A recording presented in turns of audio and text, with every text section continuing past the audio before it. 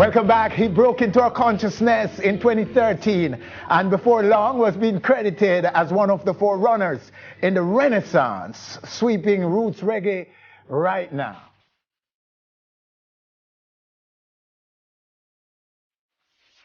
A new generation of artists that found favor with Jamaicans initially and now making great strides in taking it to the world. Man a real warrior today, warrior tomorrow same way. We're talking about no other than Kabaka Pyramid, whose biggest solo billing locally is set for next Tuesday when he kicks off the new season of Behind the Screen at Usain Bolt's Tracks and Records and is out on our stage right now.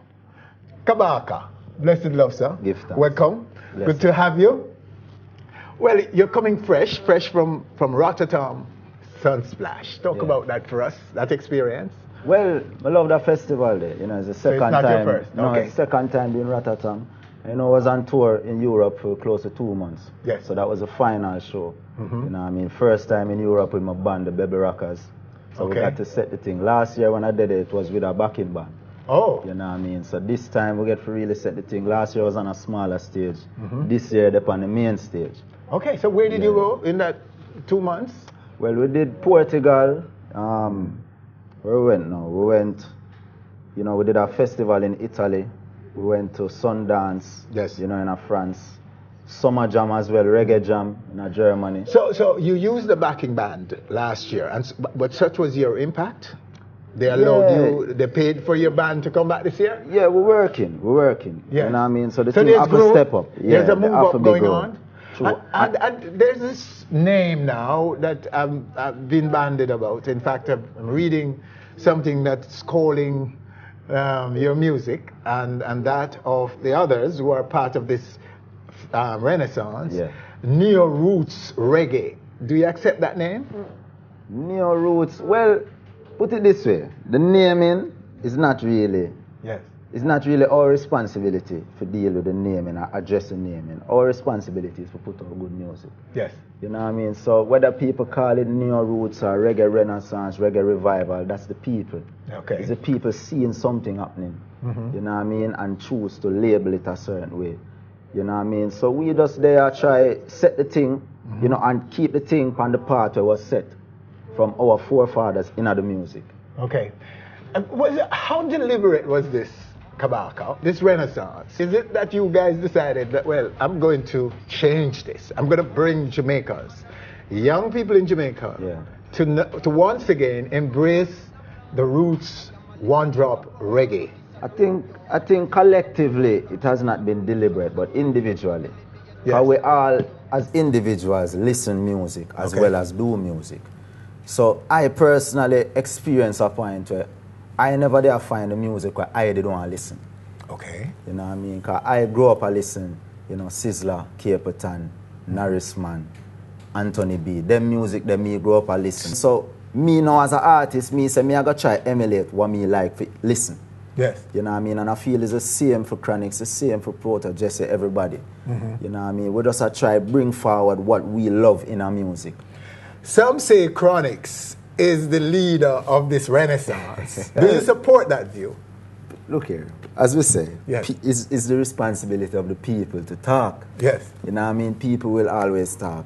Chronics, I see as, yes, a forerunner in what is happening. Because at the end of the day, Chronics break through and break down a lot of the barriers for even I and I. Okay. The fact that I get to try with my band, that is because a trend was set.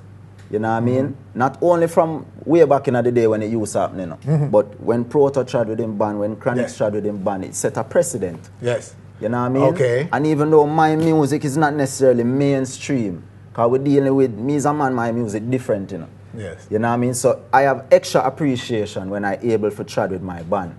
You know what I mean? Because my music is not party music, it's serious thing I and I talk about. So when I get to try with my band, I have to give thanks to the ones who set the thing. Okay. You know what I mean?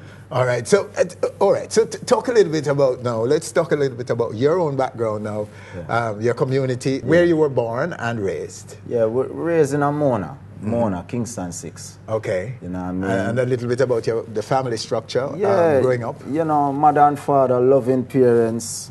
You know what I mean? My father is a man where, you know, him used to walk barefoot go to school in Portland. And he's a man where, you know, dedicated to making him life making a better life himself. And reached to the point where him could afford a house up in Mona, could afford to send me go a decent school. You know what I mean? So I go to Mona Prep, I go to Campion, schools like that.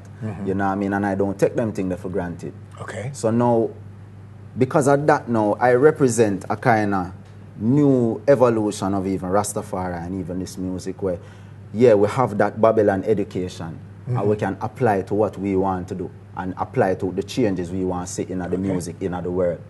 You know what I mean? And so how much support do you get from family for this? For your full work? support. Full support. You know what I mean? A long time I do music still. From 2002, me and my brother and my brethren and built the first studio. Baby Rock family from them time there. And you know what I mean? At first, your parents, I say, yo, this Rasta thing, because it's a Christian family. Okay. You know what I mean? So this Rasta thing never really sit well with the parents. And worse, the music thing, when you go to a good school, your parents send you go foreign, go get college education, and you end up come back a yard and you do music.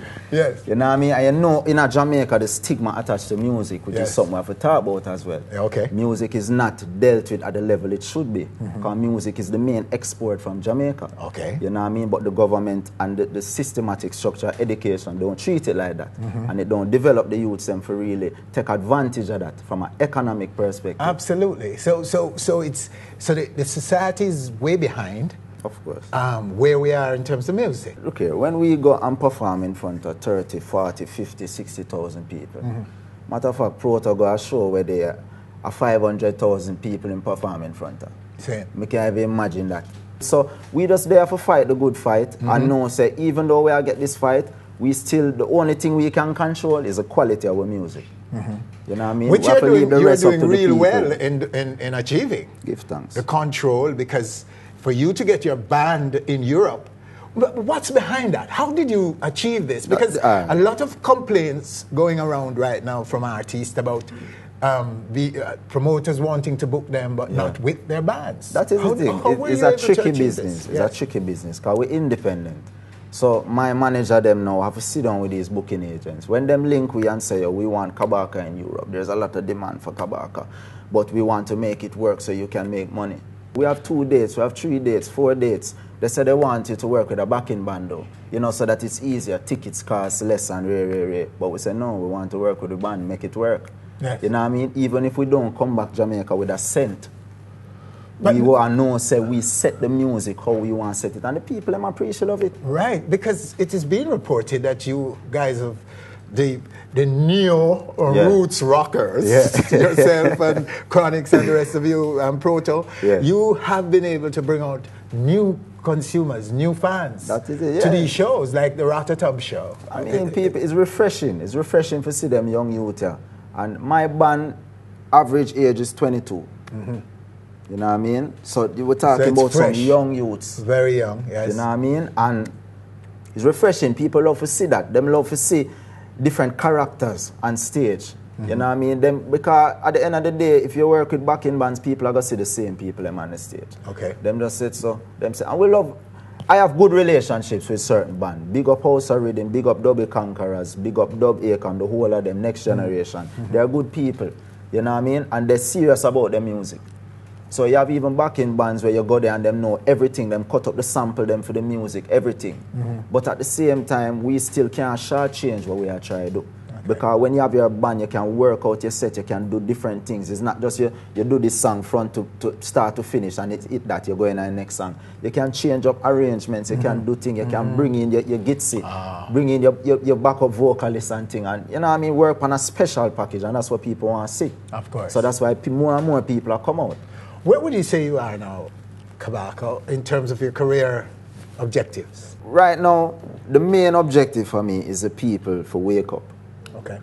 You know what I mean? Especially people in Jamaica, yeah. Because when I go around the world, I see people are wake up in other countries. I see things are going on and people are protest. I see people are farm. I see people are live self-sufficient. I see organic food in all of the supermarket them. You know what I mean? Where I don't see that in Jamaica. and we have so much land and so much resources. You know what I mean? So when the people them wake up, that is when I know, say, and when the artists them stop sing about certain things, that is the next objective of mine. Because what I find, even if my music not go mainstream, the artists them I listen to my music. Same. And I see them as the real. You see, the man them were willing to do certain thing and say certain thing, is them I want to take little bit out of my music and spread it to the people. Water it down if you need to. I go get raw. I not go water it down.